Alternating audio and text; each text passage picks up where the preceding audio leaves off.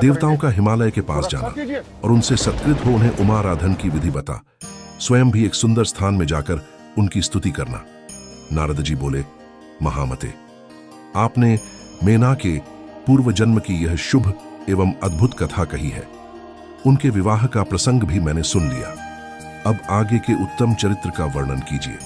ब्रह्मा जी ने कहा, नारद, जब मेना के साथ विवाह करके हिमवान अपने घर को गए, तब तीनों लोकों में बड़ा भारी उत्सव मनाया गया। हिमालय भी अत्यंत प्रसन्न हो मेना के साथ अपने सुखदायक सदन में निवास करने लगे। मुने, उस समय श्री विष्णु आदि समस्त देवता और महात्मा मुनि गिरिराज के पास गए। उन सब देवताओं को आया देख महान हिमगिरि ने प्रशंसा पूर्वक उन्हें प्रणाम किया और अपने भाग्य की सराहना करते हुए भक्तिभाव से उन सब का आदर सत्कार किया। हाथ जोड़ मस्तक झुकाकर वे बड़े प्रेम से स्तुति करने को उद्यत हुए। शैलराज के शरीर में महान रोमांच हो आया। उनके नेत्रों से प्रेम के आंसू बहने लगे। मुने, हिमशैल ने प्रसन्न मन से अत्यंत प्रेम पूर्वक प्रणाम किया और विनीत भाव से खड़े हो श्री विष्णु आदि देवताओं से कहा। हिमाचल बोले, आज मेरा जन्म सफल हो गया, मेरी बड़ी भारी तपस्या सफल हुई, आज मेरा ज्ञान सफल हुआ और आज मेरी सारी क्रियाएं सफल हो गई। आज मैं धन्य हुआ, मेरी सारी भूमि धन्य हुई, मेरा कुल धन्य हुआ, मेरी स्त्री तथा मेरा सब कुछ धन्य हो गया। इसमें संशय नहीं है, क्योंकि आप सब महान देवता एक साथ मिलकर एक ही समय यहाँ पधारे हैं। मुझे अपना सेवक समझकर प्रसन्नता पूर्वक उचित कार्य के लिए आज्ञा दें। हिमगिरि का यह वचन सुनकर वे सब देवता बड़े प्रसन्न हुए और अपने कार्य की सिद्धि मनाते हुए बोले। देवताओं ने कहा, महाप्राज्य हिमाचल, हमारा हितकारक वचन सुनो।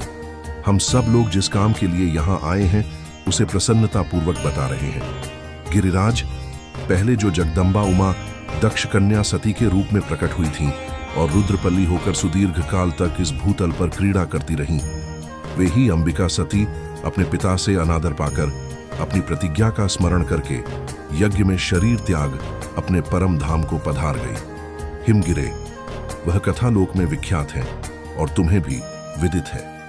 यदि वे सती पुनः तुम्हारे घर में प्रकट हो जाएं, तो देवताओं का महान लाभ हो सकता है। ब्रह्मा जी कहते हैं, श्री विष्णु आदि देवताओं की यह बात सुनकर गिरिराज हिमालय मन ही मन प्रसन्न हो आदर से झुक गए और बोले, प्रभु, ऐसा हो तो बड़े सौभाग्य की बात है। तदनंतर वे देवता उन्हें बड़े आदर से उमा को प्रसन्न करने की विधि बताकर स्वयं सदाशिव पली उमा की शरण में गए। एक सुंदर स्थान में स्थित हो समस्त देवताओं ने जगदम्बा का स्मरण किया और बारंबार प्रणाम करके वे वहां श्रद्धा पूर्वक उनकी स्तुति करने लगे।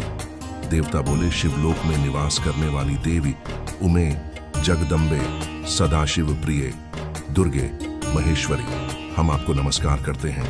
आप पावन शांत स्वरूप श्री शक्ति हैं, परम पावन पुष्टि हैं, अव्यक्त प्रकृति और महत्त्व ये आपके ही रूप हैं। हम भक्ति पूर्वक आपको नमस्कार करते हैं। आप कल्याणमयी शिवा हैं, आपके हाथ भी कल्याणकारी हैं। आप शुद्ध, स्थूल, सूक्ष्म और सबका परम आश्रय हैं। अंतर विद्या और सुविद्या से अत्यंत प्रसन्न रहने वाली आप देवी को हम प्रणाम करते हैं। आप श्रद्धा हैं, आप धृति हैं, आप श्री हैं और आप ही सब में व्याप्त रहने वाली देवी हैं। आप ही सूर्य की किरणें हैं और आप ही अपने प्रपंच को प्रकाशित करने वाली हैं। ब्रह्मांड रूप शरीर में और जगत के जीवों में रहकर जो ब्रह्मा से लेकर तृण पर्यंत संपूर्ण जगत की पुष्टि करती है, उन आदि देवी को हम नमस्कार करते हैं। आप ही वेद माता गायत्री हैं, आप ही सावित्री और सरस्वती हैं। आप ही संपूर्ण जगत के लिए वार्ता नामक वृत्ति है। आप ही संपूर्ण जगत्तु की शांति है। आप ही धारण करने वाली धात्री एवं प्राणों का पोषण करने वाली शक्ति है।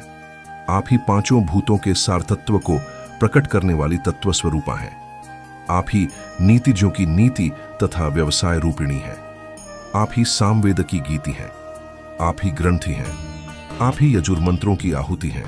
वेद की मात्रा तथा अथर्व वेद की परम गति भी आप ही हैं, जो प्राणियों के नाक, कान, नेत्र, मुख, भुजा, वक्षस्थल और हृदय में धृति रूप से स्थित हो सदा ही उनके लिए सुख का विस्तार करती हैं, जो निद्रा के रूप में संसार के लोगों को अत्यंत सुभग प्रतीत होती हैं।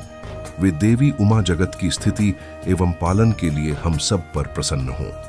स्तुति करके अपने हृदय में विशुद्ध प्रेम लिए वे सब देवता उनके दर्शन की इच्छा से वहां खड़े हो गए। ओम नमः शिवाय।